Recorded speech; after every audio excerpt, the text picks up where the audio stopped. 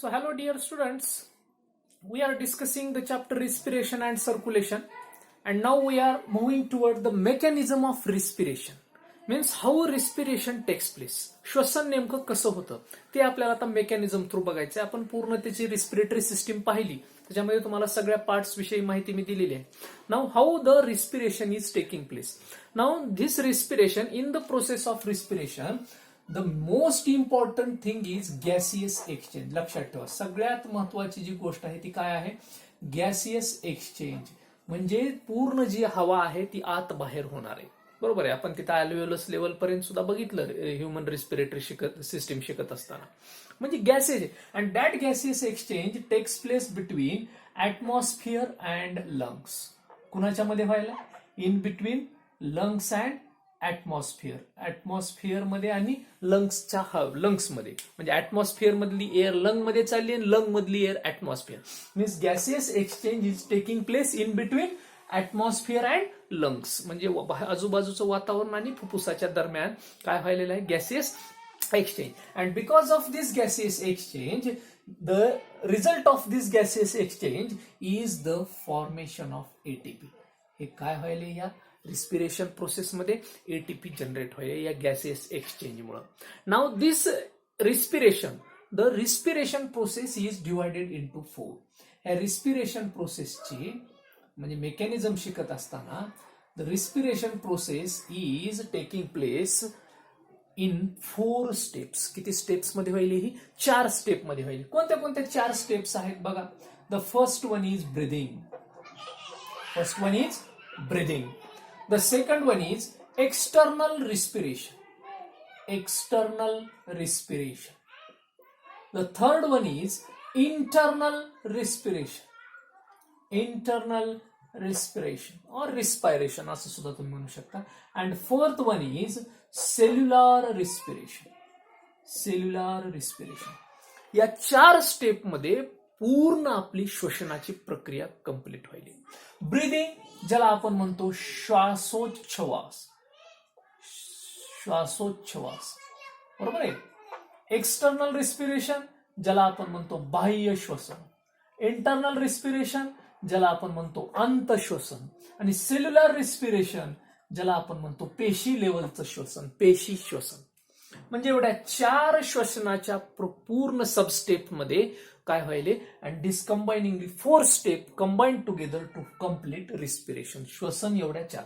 म्हणजे आपण जनरली आतापर्यंत काय ब्रीदिंग म्हणजेच श्वसन समजत होतो. म्हणजे नुसतं हवा आत घेणे आणि हवा बाहेर सोडणे. Oxygen containing air is taken in and carbon dioxide containing air is given out. That means एवढंच श्वसन आहे. That much is not the respiration. एवढंच फक्त रिस्पिरेशन नाही. याच्याही पुढे जाऊन पूर्ण ब्लडमध्ये, ब्लडमधून सेल्युलर लेवलपर्यंत, सेल्युलर लेवलचं ऑक्सिडेशन तिथं करून त्यातली एटीपी बाहेर काढून, त्या एटीपी बाहेर निघत असताना कार्बन डायऑक्साईड जो तयार व्हायला तो नंतर ब्लडला कॅरी करून तो आपल्या रिस्पिरेटरी सिस्टीम मधून बाहेर टाकणं, इतकी त्या रिस्पिरेशनची व्याप्ती आहे. म्हणून आपल्याला ह्या पूर्ण स्टेप म्हणजे breathing is a part of respiration. श्वासोच्छवास हा एक श्वसन प्रक्रियेचा छोटासा भाग आहे. एवढ्या 4 स्टेप ज्यावेळेस पूर्ण होतात त्यावेळेसच रिस्पिरेशन कम्प्लीट होतं. हे अगोदर ती 5वी-6वी लेवलची ठीक आहे. हवा आत घेणे, हवा बाहेर सोडणे म्हणजे श्वसन. एवढ्या पुरतं मर्यादित नाही. Now we have to consider the elaborate process. Elaborate meaning of respiration काय आहे ते आपल्याला इथं कळलं पाहिजे. Now in this video we shall discuss the breathing. Now what is this breathing? ज्याला मी म्हटलं श्वासोच्छवास, बरोबर. This is the breathing. First process, breathing process, श्वासोच्छवास. काय? The breathing means nothing but it is the process in which the air is taken in. Air is taken in. The process in which air is taken in and given out of lungs. Given out of lungs. That is called breathing. What is the definition of breathing? The breathing is the process in which air, atmospheric air असं सुद्धा तुम्ही म्हणू शकता, atmospheric air is taken in and given out of the lungs. That is called breathing. And in the process of breathing the gases exchange is taking place. इथं काय व्हायलाय, फक्त गॅसेसचा exchange व्हायला. पुन्हामध्ये ऍटमॉस्फिअरमध्ये आणि लंग्सच्या दरम्यान काय व्हायले, गॅसेस एक्सचेंज व्हायला. And this breathing process is completed in 2 सबस्टेप्स. 2 सबस्टेप्स आहेत त्याच्या. The first one is inspiration and second one is expiration और एक्सपायरेशन, असं सुद्धा तुम्ही त्याला म्हणू शकता. इन्स्पिरेशन अँड एक्सपिरेशन और एक्सपायरेशन अँड इन्स्पायरेशन. आता एक्सपायरेशन म्हणजे श्वास आत घेणे, श्वासोच्छवास, श्वासन, श्वास. आणि एक्सपिरेशन म्हणजे उच्छवास. बघा, आणि ज्यावेळेस हे 2 वर्ड एकत्र होतात, श्वास प्लस उच्छवास, श्वास उच्छवास, श्वास उच्छवास, आणि श्वास आणि उच्छवास म्हणजे श्वासोच्छवास. म्हणजे ब्रीदिंग किती स्टेप मध्ये कंप्लीट व्हायले, 2 स्टेप मध्ये कंप्लीट व्हायले, inspiration and expiration. Now what is happening in the inspiration? Now in the inspiration process, तर पहिली आपण बघूया इन्स्पिरेशन प्रोसेस. इन्स्पिरेशन मध्ये काय काय घटना घडतात बघा. In the inspiration process the air is taken in, air containing oxygen. बघा, एअर कंटेनिंग, सहसा आपण आत घेतलेली हवा कोणती असते, air containing oxygen is taken in. Oxygen containing air is taken in. हवा काय घेतली जाते, आत घेतली जाते. आता ह्याच्यामुळे काय व्हायला बघा, मी इथं फिगर काढतो बघा, चेंजेस कसे होतात. दिस इज द ट्रकिया, हा आपला ट्रकिया आहे. हे ब्रॉन्काय, हे लंग्स आहेत. Okay, these are the lungs. Right lung थोडासा मोठा असतो, माहिती आहे तुम्हाला. Okay, these are the lungs. And outside the lungs there are ribs of the thoracic cage. दोन्ही बाजूनं काय आहेत, असे थोरॅसिक केजचे काय आहेत, रिब्स आहेत. बरोबर आहे. रिब्स म्हणजे आपले हे बरगड्या, छातीच्या आहेत. थोरॅसिक केज, छातीचा पिंजरा. आणि ही जी आहे खाली, दिस इज द डायफ्रॅम. ही काय आहे, डायफ्रॅम. बघा, this is the diaphragm. Diaphragm आपण सेप्टम ज्याला म्हटलं, muscular septum present between the thoracic cavity and abdominal cavity, that is called diaphragm. आता काय व्हायलंय, air is taken in. Air कुठे येईल, आत येईल. Because of the air is taken in, air taken म्हणजे आत घेतल्यामुळं. आता ह्या लंग्सच्या बाहेर आपल्याला तुम्हाला माहिती आहे अशा इंटरकॉस्टल मसल्स आहेत. हे बघा, ह्या इंटरकॉस्टल मसल्स आहेत, ह्या रिब्ज आहेत, पूर्ण छातीचा पिंजरा आहे. आणि ह्या छातीच्या पिंजऱ्याला ह्या सेंटरला आणून जोडणारी अजून छातीचे हे सगळ्या रिब्स, काही मोकळ्या राहतात शेवटच्या, पण ह्या सगळ्या रिब्स पाठीमागं कुणाला जोडलेल्या असतात, व्हर्टिब्रल कॉलमला. आणि पुढे कुणाला जोडलेले आहेत, इथे एक बोन आहे, that bone is called sternum bone. हे छातीचा bone, this is the chest bone ज्याला म्हणतो. हा स्टर्नम बोनला, ह्या सगळ्या बरगड्या येऊन अशा जोडलेल्या असतात. अलग लक्षात या टाईप. आणि हे मध्ये आहेत लंग्स. बघा आता काय व्हायले, Wien the air is taken in, air ज्यावेळेस आत घेतली जाते. नाउ दीज इंटरकॉस्टल मसल, इकडून पण आहेत आणि इकडून पण आहेत. These intercostal muscles get contracted. ह्या इंटरकॉस्टल मसल्स स्वतःला काय करतात, कॉन्ट्रॅक्ट. आता इंटरकॉस्टल मसल्स कॉन्ट्रॅक्ट झाल्या, because of that the lungs volume increases. लंग्सचा आकार काय व्हायला लागतो, असा मोठा. इन्स्पिरेशन मध्ये हवा आत घ्यायला लंग्स काय व्हायलेत, मोठे. अँड बिकॉज ऑफ दॅट बघा काय काय झालं, intercostal muscles contract, intercostal muscles contract. याच्यामुळे काय झालं, द लंग व्हॉल्यूम इन्क्रीजेस, लंगची व्हॉल्यूम इन्क्रीज झाली. त्याच्यामुळे आणखीन काय झालं, दिस स्टर्नम बोन. बघा, असं केल्यानंतर आपलं काय व्हायला रे, पूर्ण छातीचा जो पिंजरा आहे तो असा वरती यायला, वर पण सरकायला आणि आउटवर्ड यायला. म्हणजेच स्टर्नम म्हणजे हा बोन, स्टर्न छातीचं जे हाड आहे, स्टर्नम अँड रिब्स म्हणजे ह्या बरगड्या, sternum and ribs come outward, बाहेर यायला, असं पूर्ण बाहेर निघायला हवा आत आल्यामुळं. जसं फुग्यात हवा भरल्यावर फुगा कसा फुगतो, तसं हे छातीचे हाड पूर्ण काय यायले, कम्स आउटवर्ड अँड अपवर्ड म्हणजे तो थोडासा असा वर सरकला, असं आपली छाती अशी वर येते हवा भरल्यामुळे. बघा, sternum and ribs they become outward and upward, थोडेसे वर सरकल्यासारखे वाटतात आणि असे बाहेर येतात, upward. It is a active process. कशी प्रोसेस आहे, ऍक्टिव्ह प्रोसेस ही जनरली आपल्याला काय करावं लागेल, घ्यावं लागेल. आपल्याला श्वास स्वतःहून घ्यावा लागतो. लक्षात म्हणजे ऍक्टिव्हली आपल्याला तो घ्यावा लागतो. It is the active process. आणि ह्याच्यामुळे काय व्हायले, द थोरॅसिक व्हॉल्यूम इन्क्रीजेस. बघा ह्या ऍक्टिव्ह प्रोसेसमुळे काय व्हायले, थोरॅसिक व्हॉल्यूम इन्क्रीजेस.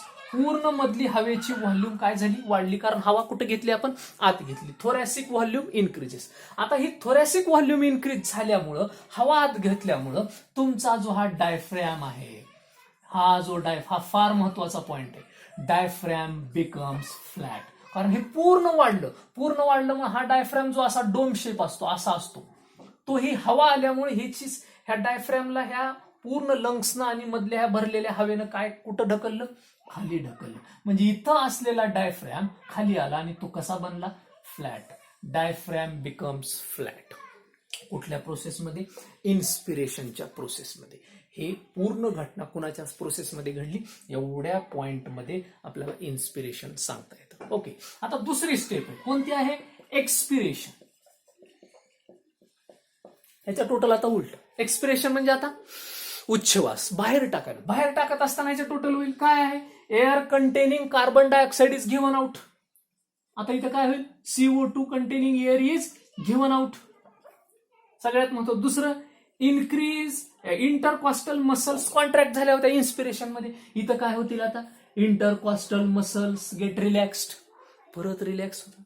जो ताणल्या होत्या, कॉन्ट्रॅक्ट झाल्या त्या पूर्ण आणखीन पूर्वपदाला येतात, म्हणजे रिलॅक्स होतात. Then lung volume decrease. इथं इन्क्रीज झाली होती, पूर्ण वाढली होती आकारमानमधलं, ते आता काय झालं, lung volume decreases. Sternum ribs पहिल्या ह्याच्यामध्ये आउटवर्ड, बाहेर आणि असे वर्ज झाले होते.